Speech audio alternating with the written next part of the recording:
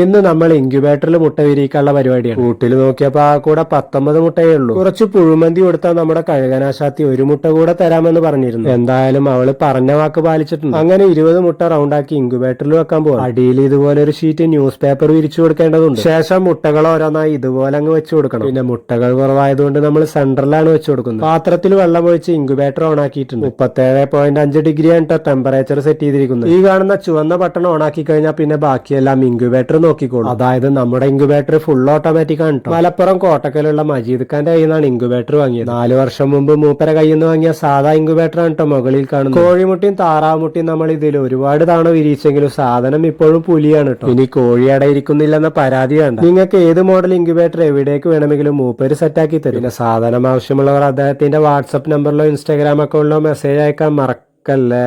കുറച്ചു ദിവസം മുമ്പ് നമ്മൾ ഏതാണ്ട് ഒരു 20ഓളം മുട്ടകൾ ഇൻക്യുബേറ്ററിൽ വിരിയിക്കാൻ വെച്ചിരുന്നു. അതിന്റെ റിസൾട്ട് എന്തായെന്ന് നോക്കാം. 20 ദിവസത്തിന് ശേഷം നമ്മുടെ ഇൻക്യുബേറ്റർ തുറന്നു നോക്കിയപ്പോ കണ്ട കാഴ്ച, രാവിലെ കോഴിക്കുഞ്ഞിന്റെ കരച്ചിൽ കേട്ട് നോക്കിയപ്പോ ഒരെണ്ണം വിരിഞ്ഞതായി കണ്ടു. ഏതാണ്ട് 1 മണിക്കൂർ കൂടെ കഴിഞ്ഞ് നോക്കിയപ്പോ ദേ രണ്ടാമത്തെ കുഞ്ഞ് വിരിഞ്ഞിട്ടുണ്ട്. സമയം അങ്ങനെ മുന്നോട്ട് നീങ്ങിക്കൊണ്ടേയിരുന്നു. ഇതിനിടയ്ക്ക് നമ്മുടെ ഇൻക്യുബേറ്ററിനുള്ളിലെ മുട്ടകളും വിരിഞ്ഞും കൊണ്ടേയിരുന്നു. പിന്നെ വൈകുന്നേരമായപ്പോഴേക്കും 20ൽ 13 മുട്ടകളും വിരിഞ്ഞിട്ടുണ്ട്. ഇനി വിരിയാനുള്ള മുട്ടകൾക്കുള്ളിൽ നിന്നും നമ്മുടെ കോഴിക്കുഞ്ഞുങ്ങൾ പുറത്തേക്ക് ഇറങ്ങാനുള്ള തയ്യാറെടുപ്പിലാണ്. എന്തായാലും നമ്മുടെ മജീദ് ഖാന്റെ ഇൻക്യുബേറ്റർ സംഭവം സൂപ്പറാണ്. റിസൾട്ട് നോക്കിയിട്ട് സാധനം വാങ്ങാന്ന് പറഞ്ഞ ചങ്ങായിമാരെല്ലാം ചാടി കയറി ഓർഡർ ചെയ്തോളൂ. പിന്നെ കഴിഞ്ഞ വീഡിയോയിൽ നമ്മുടെ കഴുകനാശാത്തി കയ്യിലേക്ക് മുട്ടയിട്ടത് എഡിറ്റിംഗ് ആണെന്ന് കുറച്ചുപേര് കമന്റ് ചെയ്തിരുന്നു. അവർക്ക് വേണ്ടിയാണ് ഈ ഒരു ക്ലിപ്പ് വീണ്ടും പോസ്റ്റ് ചെയ്യുന്നത്. അപ്പോൾ വീഡിയോ ഇഷ്ടപ്പെട്ടാൽ സപ്പോർട്ട് ചെയ്യാൻ മറക്കല്ലേ.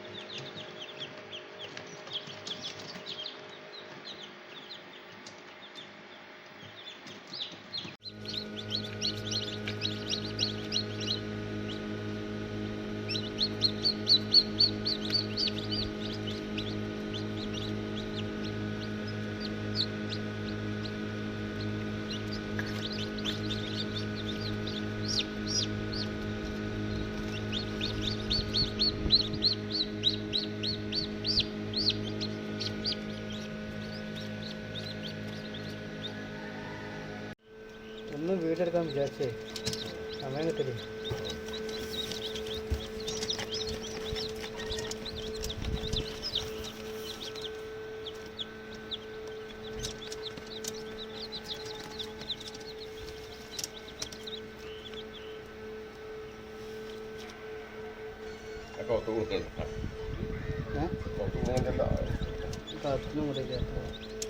തോടൊക്കെ കൊടുക്കാൻ പറ്റും.